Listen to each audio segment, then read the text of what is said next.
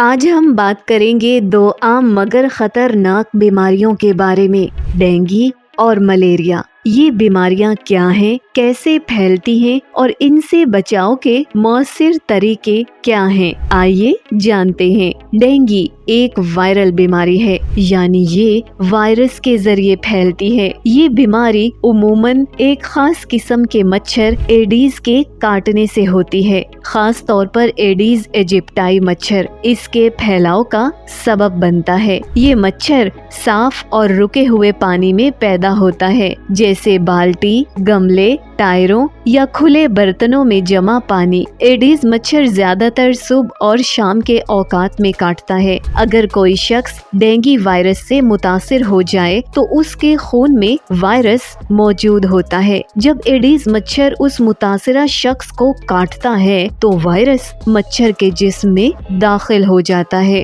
چند دن بعد جب وہی مچھر کسی صحت مند شخص کو کاٹتا ہے تو وائرس اس کے خون میں منتقل ہو جاتا ہے۔ یہ وائرس انسان سے انسان تک براہ راست نہیں پھیلتا، یعنی چھونے، کھانسنے یا سانس کے ذریعے نہیں پھیلتا۔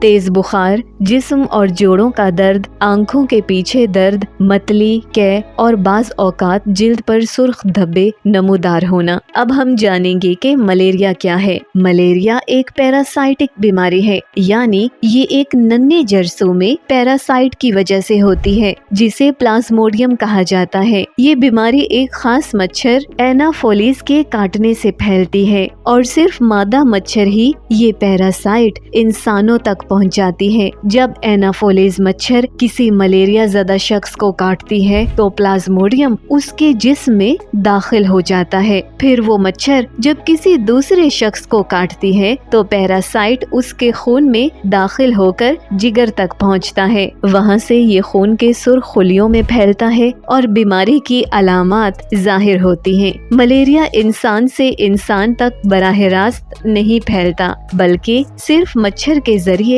منتقل ہوتا ہے۔ ملیریا کی اہم علامات میں بار بار بخار آنا، کپکپی لگنا، پسینہ آنا، جسم درد، کمزوری اور بعض اوقات خون کی کمی یعنی اینیمیا شامل ہیں۔ اب ہم یہ جانیں گے کہ ڈینگی اور ملیریا میں فرق کیا ہے۔ ڈینگی وائرس کی وجہ سے ہوتا ہے، جبکہ ملیریا پیراسائٹ کی وجہ سے۔ ڈینگی عام طور پر دن کے وقت کاٹنے والے مچھر سے پھیلتا ہے، جبکہ ملیریا رات کے وقت کاٹنے والے مچھر سے۔ ڈینگی میں خون کے پلیٹلیٹس کم ہو سکتے ہیں، جبکہ ملیریا میں خون کی کمی ہو جاتی ہے۔ دونوں بیماریوں کا علاج مختلف ہے، لیکن بچاؤ کا طریقہ ایک ہی ہے، مچھر سے حفاظت۔ ان دونوں بیماریوں سے بچاؤ کے لیے اپنے گھر اور آس پاس پانی جمع نہ ہونے دیں۔ پرانے ٹائروں، گملوں، ٹینکوں اور برتنوں کو ڈھانپ کر رکھیں۔ مچھر مار سپرے، کوائل یا ان کا متبادل استعمال کریں۔ مچھردانی یا جالی دار کھڑکیاں لگائیں۔